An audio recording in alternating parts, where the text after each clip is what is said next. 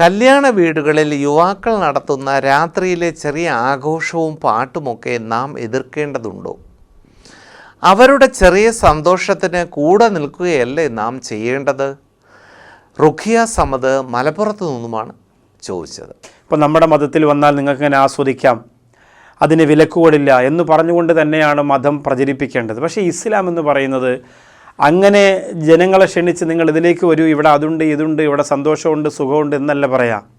നിങ്ങൾക്ക് അതിർവരമ്പുകളുണ്ട്, നിങ്ങൾക്ക് രേഖകളുണ്ട്, സർക്കിളുകളുണ്ട്. അതുകൊണ്ട് നിങ്ങൾ വളരെയേറെ ശ്രദ്ധിക്കണം. ഇസ്ലാം മതം എന്ന് പറയുന്നത് നിങ്ങൾക്ക് തോന്നും പോലെ അഴിഞ്ഞാടാനുള്ളതല്ല, ആഘോഷിക്കാനുള്ളതല്ല, ആഭാസത്തിന് തിരിതെളിക്കാനുള്ളതല്ല എന്ന ഗൗരവമുള്ള ഓർമ്മപ്പെടുത്തലാണ് ഇസ്ലാം നടത്തുന്നത്.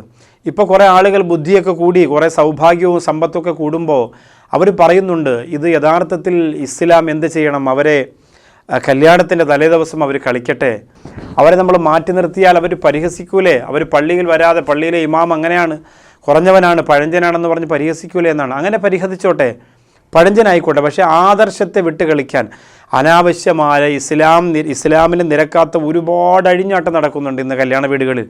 അത് ഇസ്ലാമിനെക്കുറിച്ച് അവർ തെറ്റിദ്ധാരണ മാറ്റി വരട്ടെ എന്ന് പറഞ്ഞുകൊണ്ട് അതിനെ ഒരിക്കലും അംഗീകരിക്കരുത്. അത്തരം സംവിധാനങ്ങളുള്ള സ്ഥലത്ത് നിക്കാഹിൻ്റെ ബറക്കത്തോ ഹുർമത്തോ ഒന്നും നടക്കൂല.